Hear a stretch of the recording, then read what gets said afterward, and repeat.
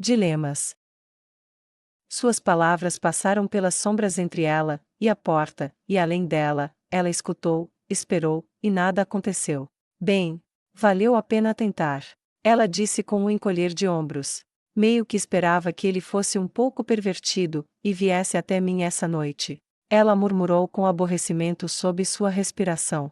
Na verdade, ela não tinha ouvido nada, mas esperava que talvez ele pudesse estar lá, e talvez pudesse enganá-lo fazendo pensar que ele havia sido pego, mas era uma esperança inútil, e ela esperava que falhasse de qualquer maneira, então ela se escondeu nas cobertas, feliz por estar fora de suas roupas de viagem, e ela fechou os olhos para descansar. Claro, ela não podia ver no escuro, nem havia ninguém por perto que pudesse, mas se tal ser estivesse presente, alguém que pudesse ver seus olhos como se estivessem à luz do dia, eles teriam visto os olhos felizes, saltitantes e travessos da pequena camponesa se arregalarem cheios de alegria sádica neles. Por vários minutos, antes de se fecharem, e ela cair no sono novamente. A noite para ela foi monótona. Quando ela acordou, ela se vestiu e arrumou suas roupas, pegando a roupa que o dono anterior havia deixado para trás. E lamentou a camisa que não a servia. O sol mal estava aparecendo no horizonte, e ela saiu pela porta, e se espreguiçou, então foi até o portão pelo qual eles haviam entrado. Quando ela dobrou a esquina, ela viu o rei feiticeiro conversando com alguém, um homem de terno com uma cabeça de sapo.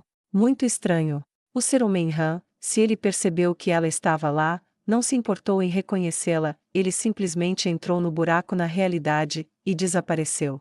Quando a figura se foi, Vanisa acenou, e pulou para cima, e para baixo, e correu até o rei feiticeiro. Bom dia, senhor, quem era? Ela perguntou curiosamente. Demiurgo, um servo do meu reino, eu o estava instruindo a limpar os acampamentos de homens-fera das aldeias que cercam as cidades. Ains respondeu. Seus olhos se arregalaram. Você tem servos que podem fazer o mesmo que você, senhor? Ela perguntou admirada. Não, mas perto, definitivamente bom o suficiente para derrubar esses homens-fera, eles são muito fracos, então. Ele deu de ombros. Seus olhos não voltaram ao normal. Senhor, se eles são fracos, o que é forte para você? Ele coçou o queixo por um momento, e pensou. Sabe, eu avisarei quando o encontrar. Talvez o imperador demônio. Mas se eu estiver com força total ele não poderia nem mesmo me machucar. Suponho que não. Ele balançou a cabeça. Vou ter que avisar quando encontrar algo que conte como forte. Ele disse casualmente. Os homens-fera realmente ainda estarão lá? Ela perguntou incerta. Alguns eu acho. Ains respondeu. Parece provável para mim, já que eles são muito tribais, alguns se aventurarão mais longe nas terras humanas. Cidades. Se eles estão se movendo, como é que eles não são vistos muito na estrada? Vanisa perguntou em dúvida. Suprimentos abundantes provavelmente, seu avanço foi rápido e recente, então os que permanecem no local terão o suficiente para durar por algum tempo, em contraste àqueles que se retiram têm menos suprimentos, enquanto aqueles que avançam mais longe têm menos suprimentos. Ele respondeu. Como você sabe disso? Ela perguntou, incrédula com a declaração dele. Simples, quem tem fartura pode esperar mais. Quem tem poucos mantimentos que ainda podem chegar na fronteira não corre o risco de ficar sem estoque. E quem tem menos mantimentos é o que está mais longe, ou seja, não tem o suficiente para chegar em casa, e portanto, devem avançar, ou serão caçados à medida que enfraquecem durante a longa marcha para casa. Darei tempo, e permitirei que o resto volte para seu país de origem. Ele respondeu enquanto assinalava suas respostas em seus dedos ossudos. Mas senhor, por quê? Ela perguntou. Você não vai matá-los? Ela perguntou esperançosa, um brilho sádico em seus olhos agora claros, olhos afiados. Porque uma lição deve ser aprendida aqui. Ains disse, sua voz ficando fria. Eu vou compartilhar uma fronteira com eles, e devo ter certeza de que eles saibam o que aconteceu aqui. Por toda a vida ou mais, eles terão medo de cruzar a fronteira, e então a tensão aqui será mitigada. Ele começou a caminhar até o portão, e quando passou, convocou suas montarias mortas-vivas, eles voltaram para as feras, e retomaram a viagem. Eles ficaram quietos por um tempo, e então Ains perguntou. Você sabe alguma coisa sobre o país deles? Ela balançou a cabeça. Não. Eu? Não. Ela respondeu, cuidadosamente forçando-se a moldar suas palavras corretamente. Nada? Ele perguntou cuidadosamente. Ela balançou a cabeça. Rumores só. Rumores. Apenas. Ela se corrigiu novamente. Eu vou ouvi-los. Ele respondeu. Vou apenas compensar a possibilidade de que eles possam estar errados. Seus olhos se moveram novamente, e ela continuou. Bem, é suposto ser um paraíso de selva, floresta e planícies abertas. Como um paraíso para criaturas de pesadelo. Ela disse, novamente moldando cuidadosamente como ela falava, e ao fazê-lo, o intelecto inteligente e aguçado que as observações de Ains sobre seu comportamento pareciam indicar, estava lentamente tomando forma novamente. Era bizarro observar, sua maneira de falar parecia mudar com os olhos, ela se esforçava para pronunciar as palavras como alguém com boa educação faria, mas sempre que tentava, ela conseguia. Então ele a ouviu falar sobre as coisas que ela ouviu sobre o país dos homens-fera, as histórias dos currais onde os humanos foram criados, e abatidos como ovelhas ou gado, como essas fazendas organizadas eram um comércio comum entre os reinos dos homens-fera. O comércio não fluía deles para muitos outros reinos, e eles pareciam ter um relacionamento cordial entre si. A força parecia ser seu princípio fundamental, e eles não obedeciam a nada que não fosse mais forte do que eles. Era um conhecimento bastante limitado, nada surpreendente, dada a natureza de suas relações com os humanos. Eles cavalgaram em silêncio por um tempo, e então ela perguntou: Senhor, qual foi o feitiço que você usou ontem? Ela perguntou curiosa. Aquele era o anjo que está trazendo destruição. Ele respondeu. Ela olhou para ele de forma engraçada. Os anjos não deveriam ser bons, como algo pode ser um anjo? E destruir? Ah, quer dizer, matar homens-fera é bom, e tudo, mas... Se você quisesse, não poderia ter sido usado em humanos? Ela perguntou curiosa. Sim, poderia. Ele respondeu. Então eu não entendo. Ela disse tristemente, e Ains ficou quieto por um tempo antes de dizer. Diga-me, Vanisa. Eu sou bom? Ains perguntou. Ah, claro. Ela disse. Você poderia ter me matado, mas... você me salvou. Ela olhou para ele com olhos cheios de admiração, e ele olhou para frente pensativo, vendo-a olhar com o canto do olho. Você pode fazer qualquer coisa, mas me ensina a ler e escrever, você deixa-me seguir você, e você tá salvando todas as pessoas. Ela respondeu. Se isso não é bom, o que é? Eu matei cerca de 200.000 humanos. Pelo menos. Ele disse sem rodeios. Eu ainda sou bom? Ele perguntou. Ela ficou pálida. Eu matei mais humanos em 1 hora do que os homens-fera mataram em 1 ano. Então eu pergunto a você. Eu? Sou bom? Ele perguntou novamente. Ela balançou. Eu vou ser uma? Ela perguntou em voz baixa. Não. Ele disse em uma voz que falava da finalidade de sua resposta. Ela relaxou um pouco. Bem, por que você fez isso? Ela perguntou. Foi uma guerra. Ele respondeu. Meu aliado me pediu para lançar o feitiço mais poderoso que eu conhecia, então escolhi um deles, e 70.000 morreram em um instante, o restante morreu devido aos efeitos posteriores. Ela relaxou mais, e seus olhos adquiriram um brilho sádico, e indícios da inteligência que ele detectou, parecia aparecer em seu rosto. Bem, então você fez o que tinha que fazer. Quem pode te chamar de mal por isso? Os homens-fera são maus? Ele perguntou. Ela assentiu com firmeza. Muito. Por quê? Ele perguntou. Por quê? Eles nos matam, nos torturam, e nos comem. Ela respondeu. Eles seriam maus se apenas matassem, e comessem você. Ele perguntou. Ela assentiu com firmeza. E se eles não tiverem escolha a não ser comer humanos, eles ainda são ruins, eles não estão apenas tentando viver. Ele perguntou.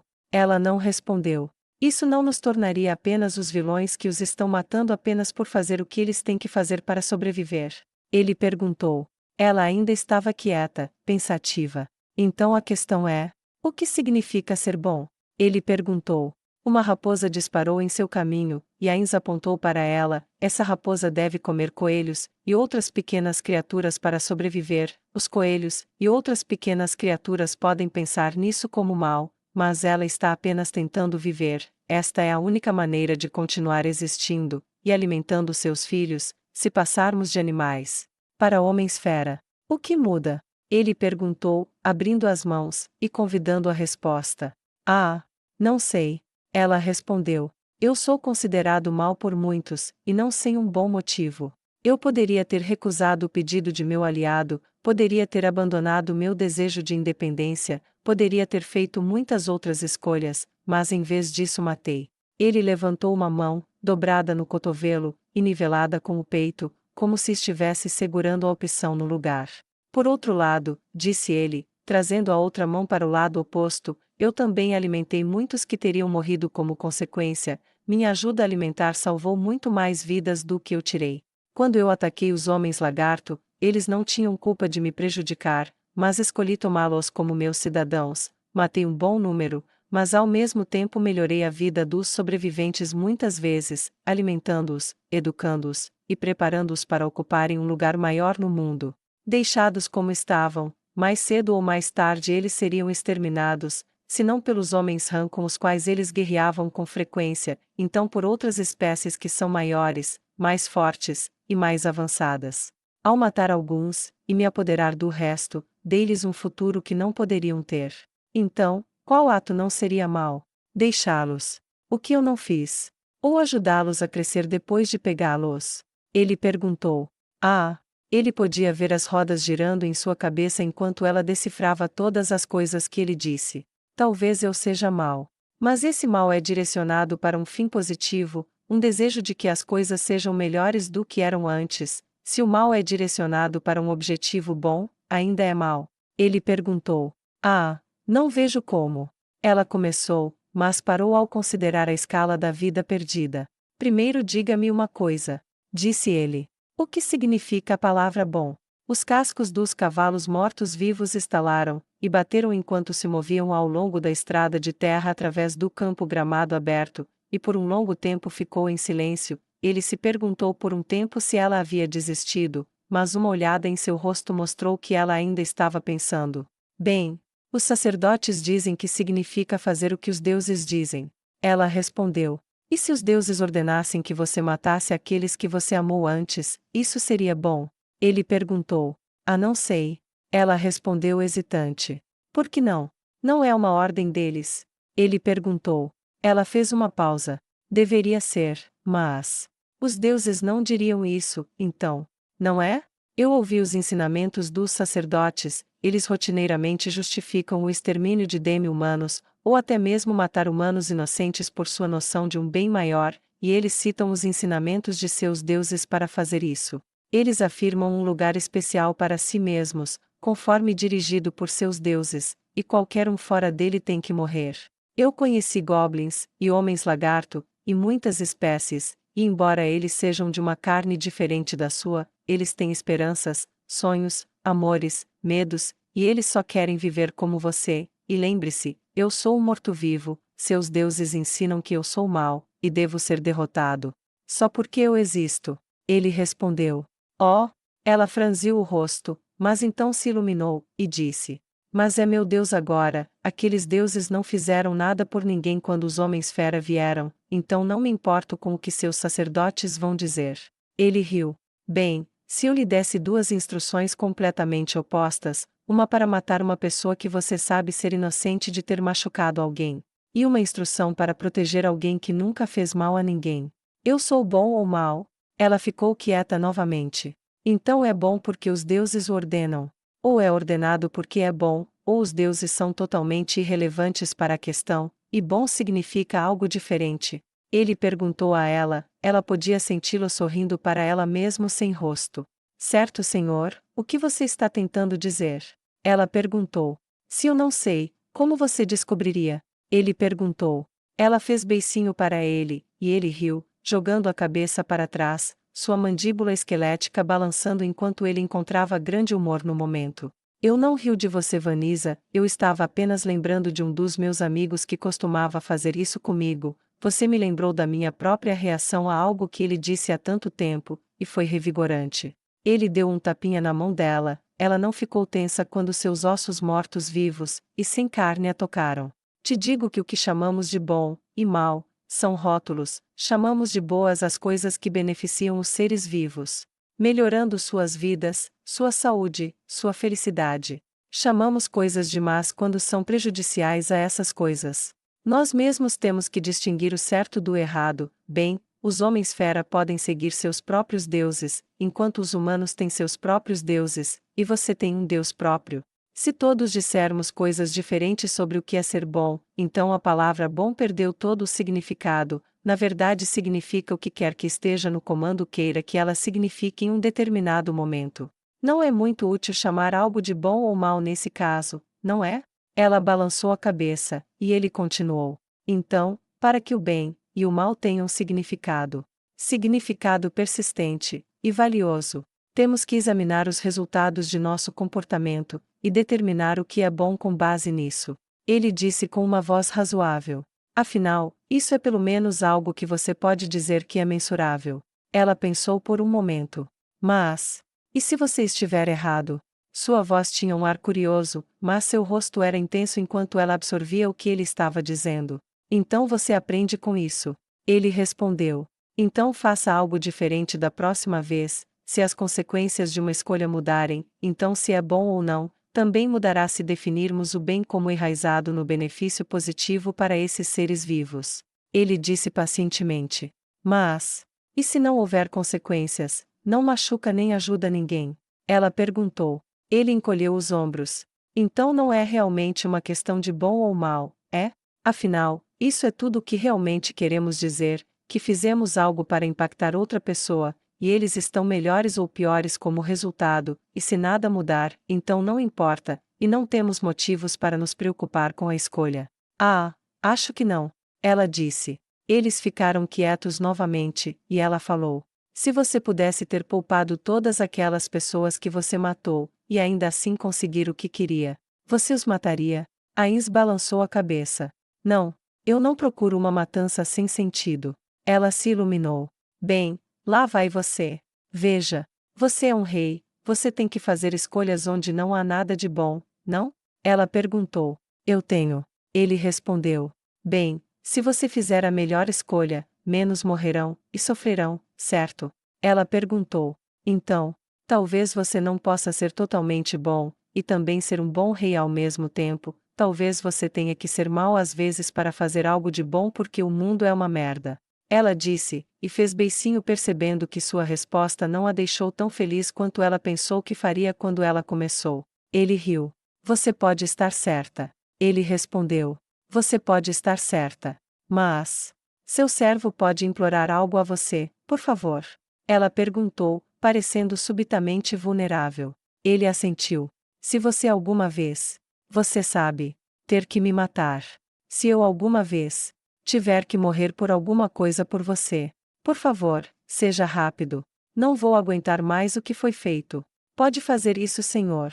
Ela olhou para ele com olhos cheios de memórias de dor, e quanto mais essas memórias pareciam surgir, mais a luz em seus olhos morria, eles perdiam o brilho, e o tom assombroso de sua voz estava cheio de agonia. Ains não encontrou o olhar dela, em vez disso, ele olhou para os céus, e disse suavemente: Se você tiver que morrer por mim, aqueles que prejudicam meus servos. Ele disse. Tão repentinamente quanto estava lá, a emoção se foi, ela voltou para si mesma, e em vez de arriscar o retorno, ele olhou em volta, e descobriu que o local era tão bom quanto qualquer outro, e ele disse: Vamos parar aqui, você não descansou nem comeu, e você pode estudar seu livro um pouco mais. Vá, e acampe. Ela sorriu, seus olhos saltitantes retornaram, e ela pulou do cavalo, tirou uma machadinha da mochila, e começou a cortar lenha. Ains desempenhou o papel de rei ao máximo, ficando em seu cavalo, e esperando enquanto seu servo trabalhava, mas seu trabalhador interior, e aventureiro interior odiava apenas sentar lá, fazer isso teria sido divertido para ele, uma novidade, não uma tarefa árdua. Mas ele mais uma vez descobriu que tinha um papel a desempenhar, e esperou pacientemente que ela terminasse. Ela se curvou pela cintura cortando galhos de uma árvore caída, e os carregou para um espaço aberto. Ela os empilhou em posição, depois voltou, e arrastou a árvore com um gemido constante de esforço. Ela puxou com toda a força de seu pequeno corpo, e centímetro a centímetro, o pedaço de madeira cedeu. Você precisa de ajuda? Ele perguntou, vendo sua luta.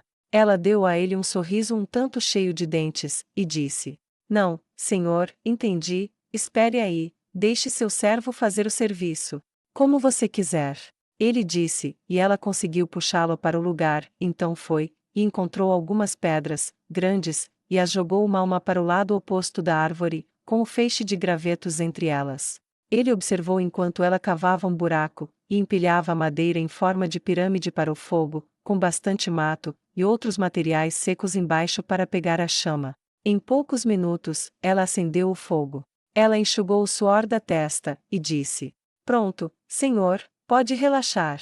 Ela ficou ao lado, rígida o quanto pôde com as costas o mais retas possíveis. Ele podia ver que ela estava tentando muito imitar o que devia ter visto cocheiros, e empregados, e outros criados fazerem por seus senhores, e ele aceitou seu esforço como uma homenagem a ele. Muito bem, um bom acampamento. Agora, gostaria de outro sanduíche? Ela sorriu. Sim, senhor. Quero aprender outro sanish. Este se chama BLT.